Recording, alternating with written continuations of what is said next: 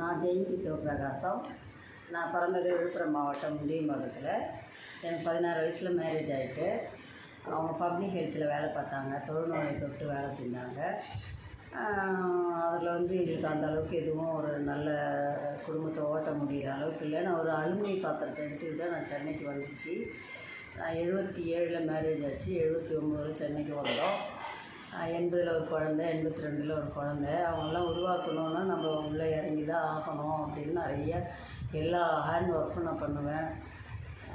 அப்புறம் பம்மல் மெயின் ரோட்டில் ஒரு கடை பிடிச்சி 250 ரூபா வாடகை, 5000 ரூபா அட்வான்ஸில் கடை பிடிச்சி ஒரு 25 வருஷம் அந்த கடையை நடத்தி அந்த கடையும் வாங்கினேன். அனகாபுத்தூரில் ஒரு இடம் வாங்கி ஒரு பொது சேவை பண்ணலாம் அப்படின்னு ஒரு முடிவு எடுத்துருந்தேன்.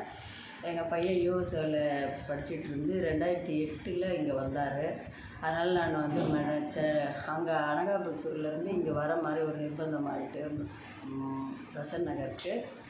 அப்புறம் அந்த இடத்த போய் பார்த்துட்டு வந்துட்டு இருந்தேன். நான் வாங்கின இடத்த ஒரு 2 வருஷமாக போகலை. அப்பா தவறிட்டாங்க. அந்த மன கஷ்டத்தில் நான் போகலை.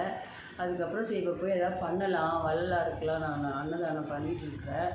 அப்புறம் வேதாத்ரி மகரிஷியோட உடற்பயிற்சி அதெல்லாம் பண்ணி ஒரு உடற்பயிற்சி கூடமும் ஒரு தியான மண்டபம் அந்த இடத்துல ஆரம்பிக்கலாம் அப்படின்னு போச்சு.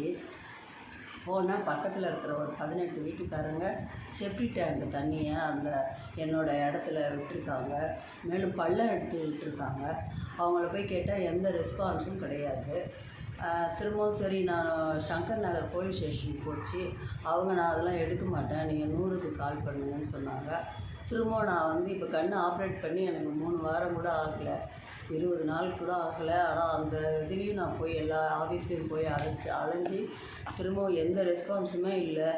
ஒரு மாடு போச்சுன்னா தலையை தூக்கிட்டு போகுது. அந்த இடத்துல எதனா ஒரு குழந்தை விழுந்துட்டா என்ன பண்ணுறதுன்னு எனக்கு பதறுது. முக்கியம் நம்ம தமிழ்நாட்டில் பிறந்து தமிழ்நாட்டில் வளர்ந்து நம்ம ஒரு நிலத்தடி நீரையும் காற்றையும் நம்ம சந்ததிகளுக்கு விட்டுட்டு போகலாம் அப்படின்னு தான் நான் யோசிச்சுட்டு இந்த வேலையை பார்த்துட்ருக்குறேன்.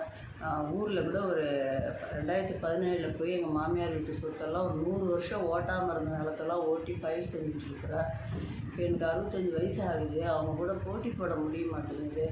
எல்லோரும் ஒரு ரெஸ்பான்ஸ் இல்லாமல் நீ மேடு தூக்கிக்கோ, எங்களால் எதுவும் பண்ண முடியாதுன்னு எல்லா ஆஃபீஸர்ஸும் சொல்கிறாங்க. யார்கிட்ட போகிறது என்ன பண்ணுறதுன்னு தெரியல. தனியால் இருந்து கஷ்டப்பட்டுருக்குறேன். மீடியா கிட்டே போகிறாங்க. மீடியானா என்னன்னே எனக்கு தெரியாது. அதுக்கு தான் உங்ககிட்ட சொல்லிகிட்ருக்குறேன். அனைவருக்கும் நன்றி, வணக்கம்.